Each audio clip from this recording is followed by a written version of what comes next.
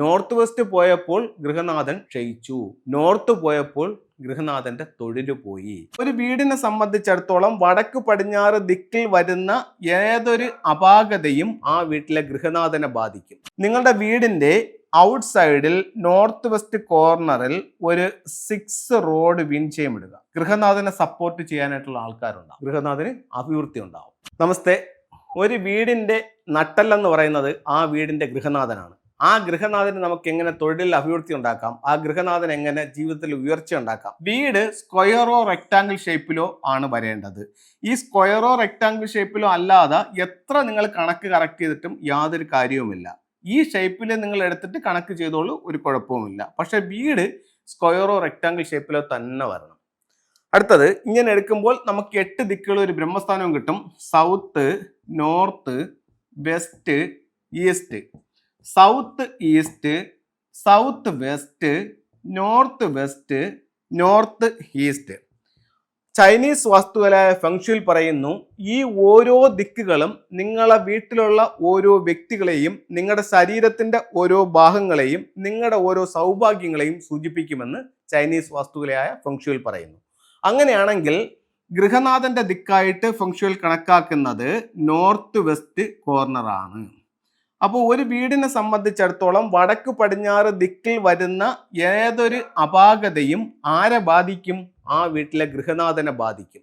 അപ്പോൾ ഒരു കാരണവശാലും വടക്ക് പടിഞ്ഞാറ് ഭാഗം നിങ്ങൾ മലിനപ്പെടുത്താതിരിക്കുക. അപ്പോൾ വടക്ക് പടിഞ്ഞാറ് മലിനപ്പെടുത്തിയാൽ ഗൃഹനാഥൻ ക്ഷയിക്കും. ഇപ്പൊ നിങ്ങൾ വീട് വെച്ചു, ഞാൻ പറഞ്ഞു സ്ക്വയറോ റെക്ടാങ്കിൾ ഷേപ്പിലോ വരണമെന്ന് പറഞ്ഞു. നിങ്ങൾ ഈ വീടിന്റെ വടക്ക് പടിഞ്ഞാറ് മൂല നിങ്ങളങ്ങ് മിസ് ചെയ്തു. അപ്പൊ നമ്മൾ ചോദിക്കുന്നത്, എന്ത് പറ്റി ഈ വടക്ക് പടിഞ്ഞാറ് മൂല ഇല്ലാത്തത്?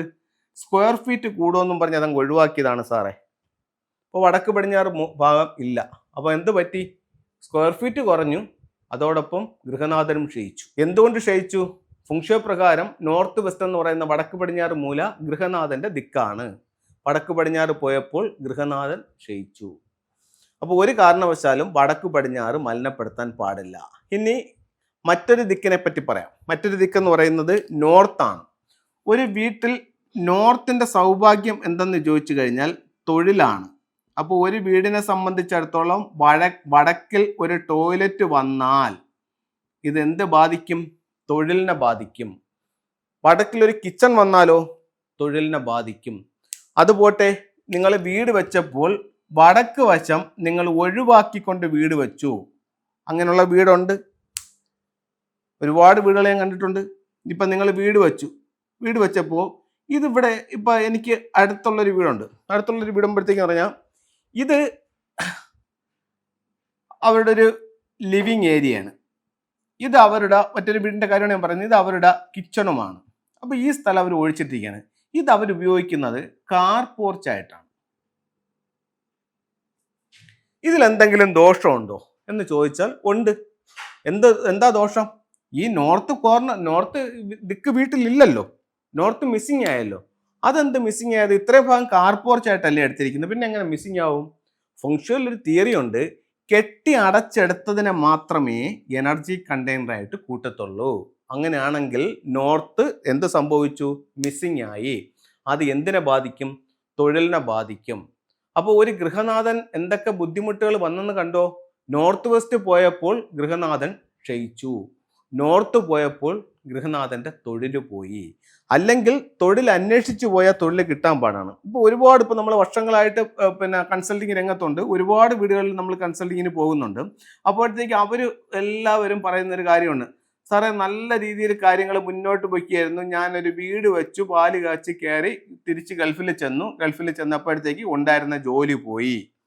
നിങ്ങളുടെ വീടിന്റെ വടക്ക് വശത്ത് ടോയ്ലറ്റ് ഉണ്ടോ? ഉണ്ട് സാറേ, ഉണ്ട്. അതാണ് ജോലി പോയത്. അപ്പോൾ നോർത്ത് ചെറിയ ദിക്കല്ല. നോർത്ത് എന്ന് പറഞ്ഞാൽ വളരെ പ്രധാനപ്പെട്ട ദിക്കാണ്. എന്തുകൊണ്ടാണ്?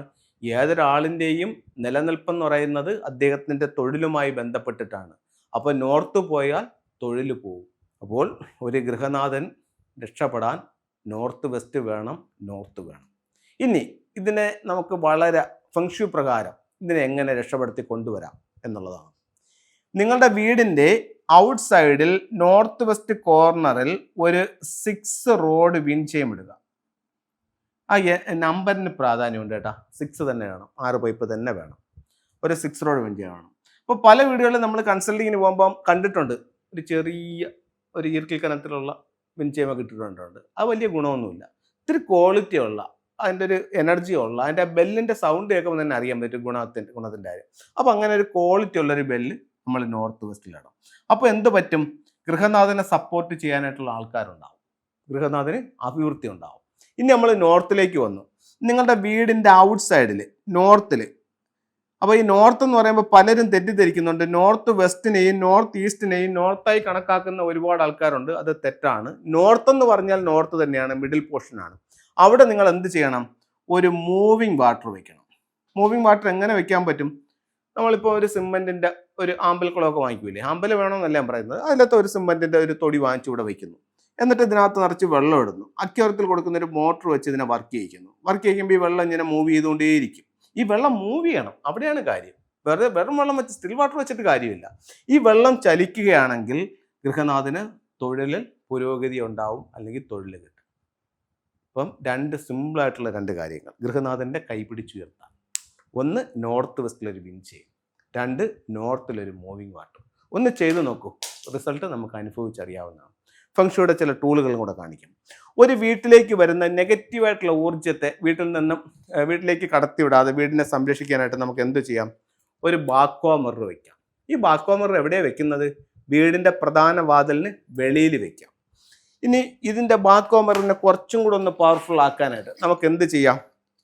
അതിൻ്റെ ലെഫ്റ്റും റൈറ്റും ഒരു ഫ്യൂഡോഗിൻ്റെ സിമ്പിൾസ് വയ്ക്കാം. അപ്പോൾ സെൻറ്ററിൽ ബാക്കോ മിറർ, ലെഫ്റ്റും റൈറ്റും ഫ്യൂഡോഗ് സിമ്പിൾസ്. ഇങ്ങനെ ഈ രീതിയിൽ നമുക്കതിനെ പ്ലേസ് ചെയ്യാം.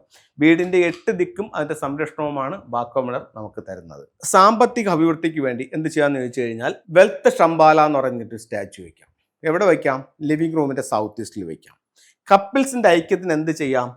ഒരു ജോഡി മണ്ടേരിയൻ ടെക്സ് വയ്ക്കാം. അപ്പോൾ ഇത്തരത്തിലുള്ള ഓരോ ഫംഗ്ഷൻ ടൂളുകളും നല്ല റിസൾട്ട് നമ്മളിലേക്ക് കൊണ്ടുവരുന്നുണ്ട്.